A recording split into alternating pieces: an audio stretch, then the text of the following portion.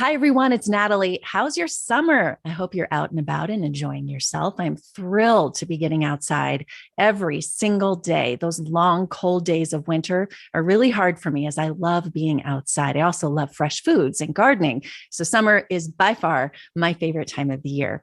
I started thinking about the topic of today's podcast months ago as I was making dinner. I've always believed in a colorful dinner plate with a variety of natural foods, but so many people just wing it and they eat whatever they feel like eating. It all made me realize how important it is that we actually think about and get the right nutrients every day. Nutrient deficiency can lead to all kinds of problems you might not know about, from moodiness to hormone fluctuation, many other issues as well. So today I'm talking with functional medicine doctor Cheryl Kam. She studied advanced nutrient therapy and brain biochemistry by the Walsh Research Institute in Chicago. She currently, though, lives in Singapore. Cheryl specializes in burnout, chronic eczema, severe mood and hormone disbalance as well. I'm thrilled to be learning from her today, and I know you're going to enjoy this conversation. Before we get started, I want to thank you and ask you to hit the subscribe button wherever you are listening to this podcast so you don't miss an episode. Let's get started now and get healthy in today's podcast. Cheryl is joining me now. And this topic, I don't think it's something, Cheryl, that people think about that often, but then they feel lousy and they don't know why. So let's get into nutrient debt. What is it and what should we be doing about it? Absolutely. And thank you for asking that question, because in my practice as a GP at first, which is a general practitioner, family physician, later on moving a little bit more into holistic health, functional medicine, complementary therapies, things like that. That was my work for the last 5 to 7 to 10 years.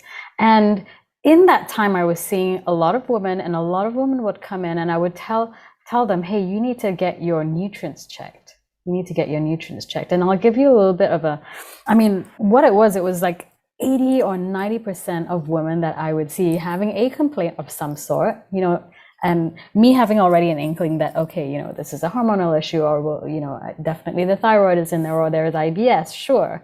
But 80 to 90% of them also had a nutrient deficit of the 5 things that I was testing for. So that's pretty stark, because I was, one of the only people testing for your nutrients such as zinc and copper, and we don't test for magnesium, but being alert to a magnesium deficiency, for example, vitamin D, B12, I'm just dropping them all here because they're so common. The deficiencies are so common, but they're so poorly managed. And a lot of these women, especially, which is majority of my clientele, who would cycle through up to 5 different specialists because they had, issues wrong with them, whatever, will not have had any of these checked. And when we correct them, they go, how come no one's checked this? Yeah. How come no one's fixed me this way? And what the number one, yes, a big difference. And the number one nutrient deficit that I find that nobody checks, and they check terribly, is iron, because in the first place, you don't test for iron, you test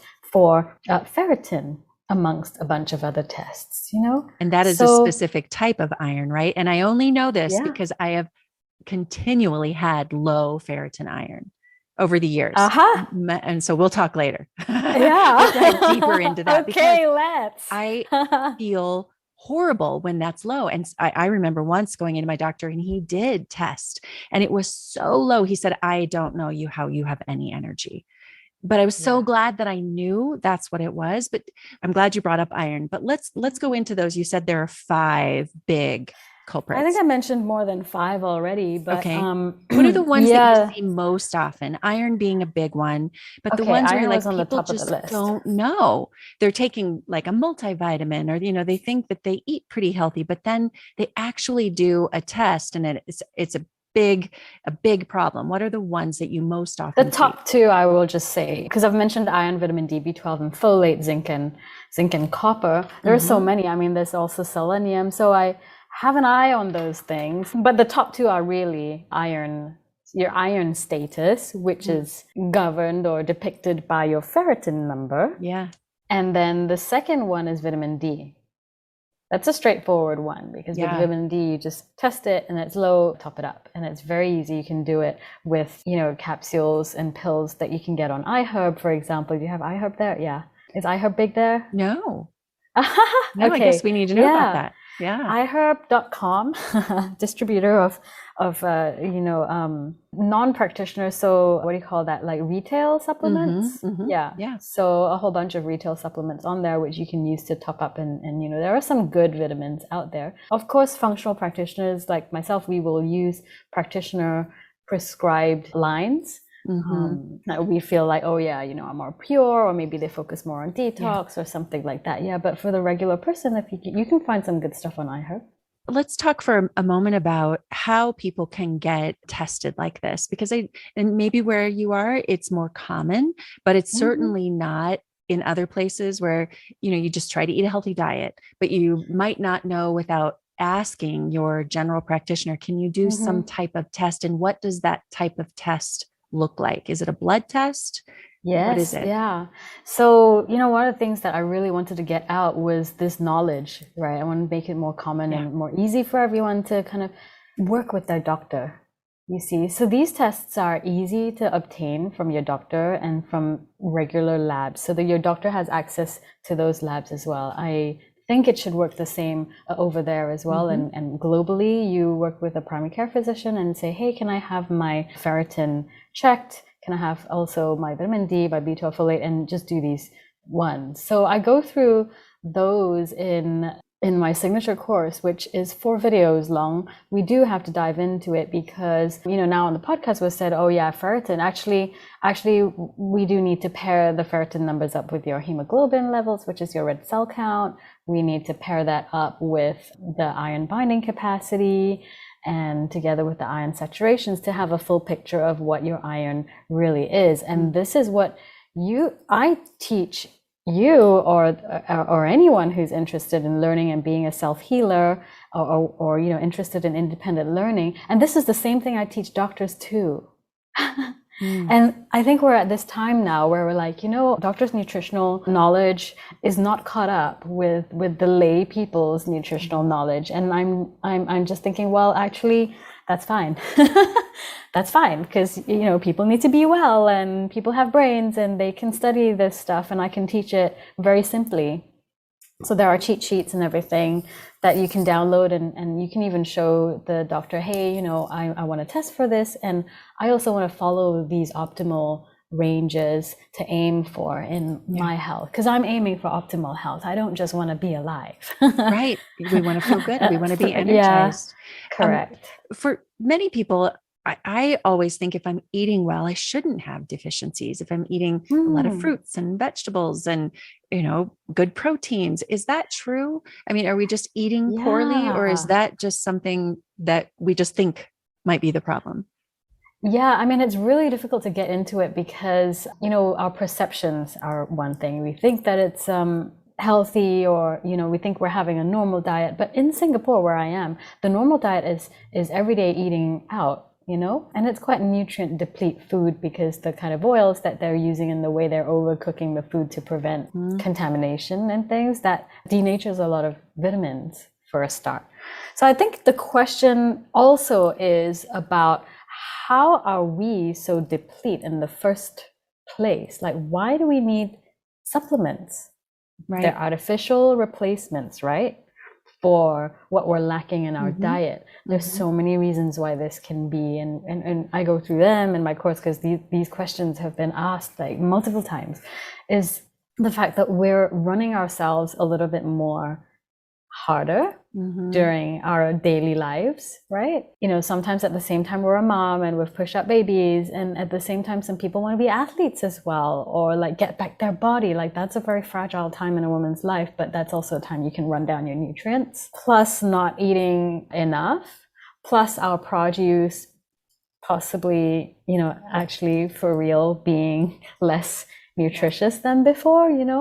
Our soil quality is different now. And the other thing that I've recently put out a course on is about toxins, and I put out a detox course because that's what's holding a lot of people back. All the metals and the pesticides and the microplastics and whatnot, and that we're battling with every day. It takes a lot of energy out of our bodies, and therefore is going to take a lot of nutrients out of our bodies also. It's sad to think that you can be eating pretty healthy and still be battling these things because of soil quality or toxins and plastics. And I've talked a lot about that actually in the podcast, and I'll put some links in this podcast for those past episodes, because those are big, big issues.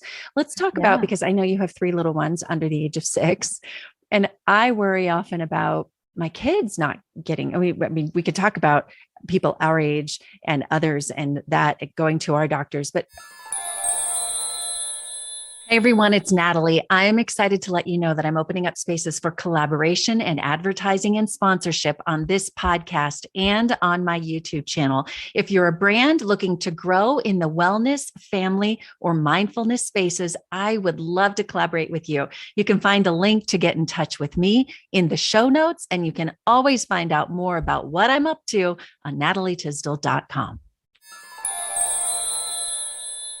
Do you worry about our kids having nutrient deficit as well? Oh, absolutely. And it really starts with the mom having been deficient during the pregnancy. And of course, then you can figure out, okay, well, if a mom was low in vitamin D and low in iron in the pregnancy, then you'll have a baby who's low in iron and low in vitamin D, and you'll always have to be playing catch up unless you've figured that out and you're supplementing. Yeah, so it's a sad situation where we have to have supplements, and that synthetic supplements are something that we use. But when a person is at the beginning of this journey and you've got debt, don't you want to patch up the debt first and at least get to 0 before you then carry on? And to maintain good health, you do have to eat well, but at least we can get you there quicker. Yeah. And with certainty, and get you there quicker, and then you got to maintain it. And at some point, you will find that you can come off these supplements. You will find that if you forgot to bring your supplements while on holiday, you're good. And that, I feel, is optimal health. But to jump from being in nutrient debt to wanting to be in optimal health with just food alone, I think that's the tricky part. Yeah, I do too.